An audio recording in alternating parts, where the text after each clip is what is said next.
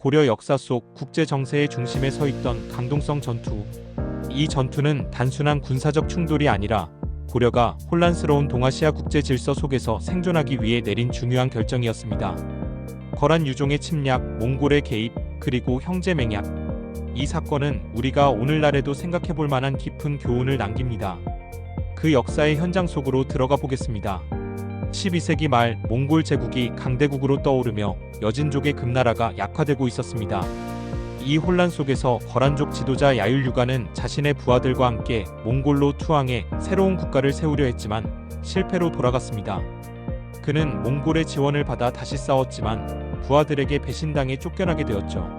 이 과정에서 그의 자녀 병력인 거란 유종이 새로운 거점을 찾기 위해 고려로 침략하기 시작했습니다. 1216년 거란 유종의 침략이 시작됩니다. 이들은 압록강을 넘어 평안남도와 황해도를 지나며 고려 북부를 유린했습니다. 전쟁은 단순한 약탈로 끝나지 않았고 남부 지역까지 확산되며 고려 사회를 혼란으로 몰아넣었습니다. 당시 고려는 최씨 무신 정권 아래 있었고 집권자 최충원은 정권 유지에만 몰두하며 적극적인 대응을 하지 않았습니다. 하지만 장수 김치려는 부상을 입고도 병력을 지휘하며 거란 유종의 공격을 막아냈습니다. 김치려의 활약은 전투의 중요한 전환점이 되었고 몽골과의 협력도 시작됩니다. 몽골은 거란 유종을 자신의 적으로 간주하고 있었기에 고려와 공동작전을 펼치기로 결정했습니다. 1219년 몽골군과 고려군이 강동성에서 연합작전을 펼칩니다. 이 전투에서 거란 유종의 자녀 병력이 섬멸되며 3년간 이어진 전쟁이 마침내 끝나게 됩니다. 강동성 전투는 단순히 전투의 승리 이상이었죠. 그것은 고려와 몽골의 새로운 관계를 상징했습니다. 강동성 전투 이후 고려와 몽골은 형제 맹약을 체결합니다.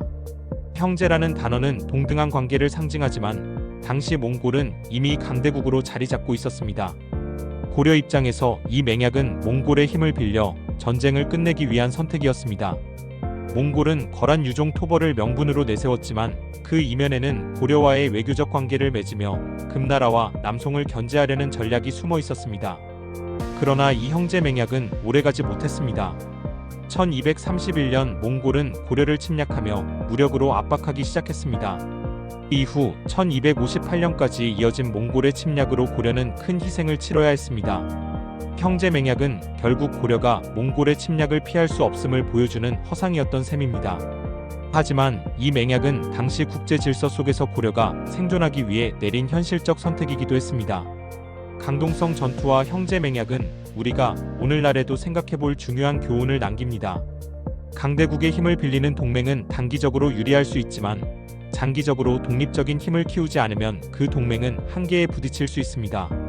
오늘날 한반도의 국제 정세 속에서도 강동성 전투와 형제 맹약이 보여준 역사의 교훈을 되새기며 우리 스스로의 힘을 키워야 할 것입니다.